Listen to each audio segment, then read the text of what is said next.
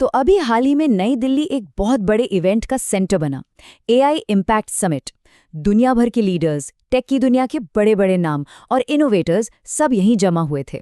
पर असली सवाल तो ये है कि इस हाई प्रोफाइल इवेंट की अंदर की कहानी क्या थी। चलिए पर्दे के पीछे की हकीकत को समझते हैं। चलिए शुरुआत यहीं से करते हैं। समिट के एक मेन स्पीकर गूगल के सीईओ सुंदर पिचाई ने ये बात कही, और ये एक लाइन सच में पूरे माहौल का अंदाजा लगाने के लिए काफी है ना? दुनिया भर में एआई को लेकर जो जबरदस्त उम्मीदें और जो एक्साइटमेंट है, उसे ये लाइन एकदम सटीक तरीके से बयां करती है। ये सिर्फ एक समिट नहीं था, बल्कि भविष्य को एक नई दिशा देने की एक बड़ी कोशिश थी।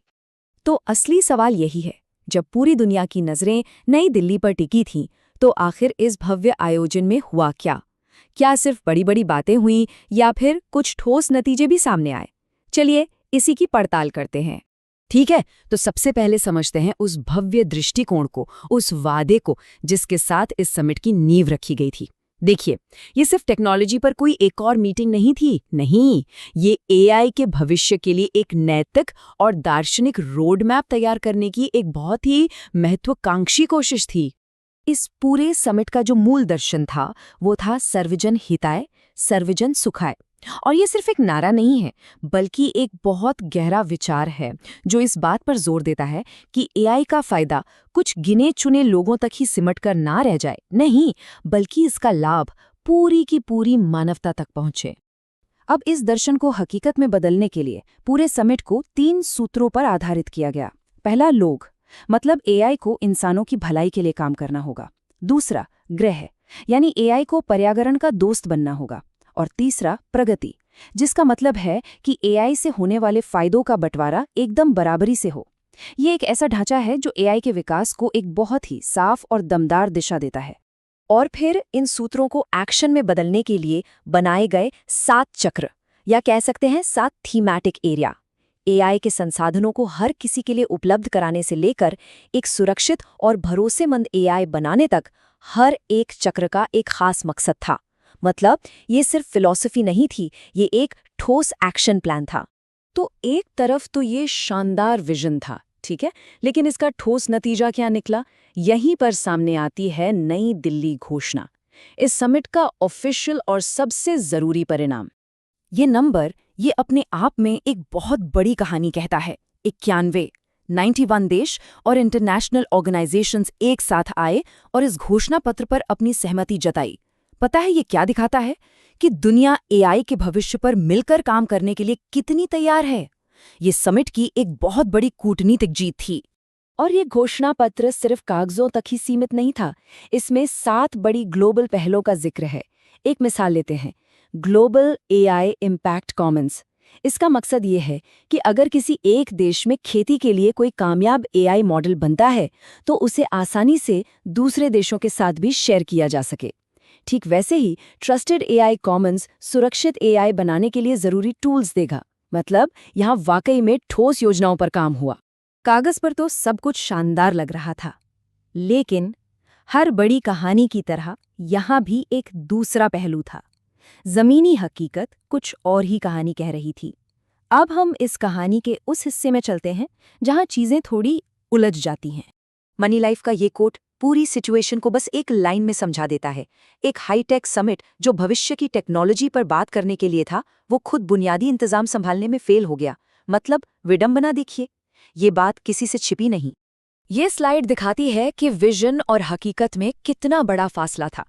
विजन था एक वर्ल्ड क्लास, एकदम शानदार टेक इवेंट का, और हकीकत कभी न खत्म होने वाली लाइनें, ठप पड़ा वाईफाई और यहाँ तक कि पानी की भी कमी। सोचिए, एक हाई सिक्योरिटी जोन से एक एग्जिबिटर का कीमती एआई डिवाइस चोरी हो गया। विजन और हकीकत में वाकई जमीन आसमान का फर्क था। चलिए इन समस्याओं पर जरा और गौर करते हैं। पहले ही दिन 80,000 से ज्यादा लोग पहुंच गए, जिससे क्राउड मैनेजमेंट पूरी तरह फेल हो गया। जिन लोगों ने अपने प्रोडक्ट्स दिखाने के लिए लाखों रुपए खर्चे थे, वो घंटों तक अपने ही स्टॉल से बाहर खड़े रहे। और फिर गलगोटियाज यूनिवर्सिटी वाली घटना, जिसने भारतीय इनोवेशन पर ही सवाल खड़े कर दिए। हालात इतने बिगड़ गए थे कि केंद्रीय आईटी मंत्री को खुद पब्लिक में आकर माफी मांगनी पड़ी। तो इन सारी गड़बड़ियों और विवादों को देखते हुए, क्या ये समिट एक नाकामी थी, या इस पूरी अराजकता के बीच से कुछ अच्छा भी निकला? अब हम इस विश्लेषण के आखिरी और सबसे अहम हिस्से की तरफ बढ़ते हैं। निचोड़ क्या है?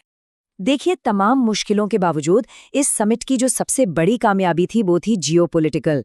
इतिहास में पहली बार ग्लोबल साउथ के किसी देश ने इतने बड़े वैश्विक एआई संवाद की मेजबानी की। इसने भारत को विकासशील दुनिया के लिए नियम बनाने वाले एक अहम खिलाड़ी के तौर पर खड़ा कर दिया। और ये सिर्फ कहने की बात नहीं थी, ये सच में ग्लोबल पावर बैलेंस में एक बदलाव का संकेत था। और बात सिर्फ शब्दों तक ही नहीं रही। इस समिट ने ठोस वित्तीय कमिटमेंट्स को भी अपनी तरफ खींचा। भारत सरकार के $200 बिलियन के अनुमानित निवेश से लेकर रिलायंस और अडानी ग्रुप की तरफ से की गई खरबों की घोषणाओं तक, ये आंकड़े बताते हैं कि इस इवेंट ने एक जबरदस्त आर्थिक रफ्तार पैदा की। और ये सिर्फ खोखले वादे नहीं थे, बल्कि असली सौदे हुए। माइक्रोसॉफ्ट और गूगल जैसी कंपनियों ने भारत में अरबों डॉलर के निवेश का ऐलान कर दिया। ओपन एआई ने तो ये तक बताया कि भारत हर हफ्ते 10 करोड़ यूजर्स के साथ उनका दूसरा सबसे बड़ा बाजार है। ये सौदे इस बात का पक्का सबूत है कि दुनिया की बड़ी बड़ी टेक कंपनियां भारत को सिर्फ एक मार्केट नहीं, बल्कि एक असली इनोवेशन हब के तौर पर देख रही हैं। अच्छा, विदेशी निवेश के साथ साथ भारत ने अपने घरेलू एआई ताकत भी दिखाई। भारत जैन परम 2 जैसे मॉडल्स का लॉन्च, जो 22 भारतीय भाषाएं समझ और बोल सकता है, ये डिजिटल संप्रभुता की तरफ एक बहुत बड़ा कदम है। ये दिखाता है कि भारत सिर्फ एआई को अपना नहीं रहा है, बल्कि उसे अपने तरीके से, अपनी ज़रूरतों के हिसाब से बना भी रहा है। तो आखिरकार हम कहाँ खड़े हैं? देखिए, एआई इम्पैक्ट समिट कामयाबी और अराजकता का एक मिला-जुला संगम था। एक तरफ इसने भारत को दुनिया के मंच पर एक लीडर की तरह खड़ा किया, अरबों डॉलर का निवेश लाया, लेकिन असली परीक्षा तो अब शुरू होती है। सवाल ये है कि क्या भारत इन महत्वाकांक्षी सूत्रों और चक्रों को जमीनी हकीकत में, यानी असली सिलिकॉन और सॉफ्टवेयर में बदल पाएगा? भविष्य इसी एक सवाल के जवाब पर टिका है।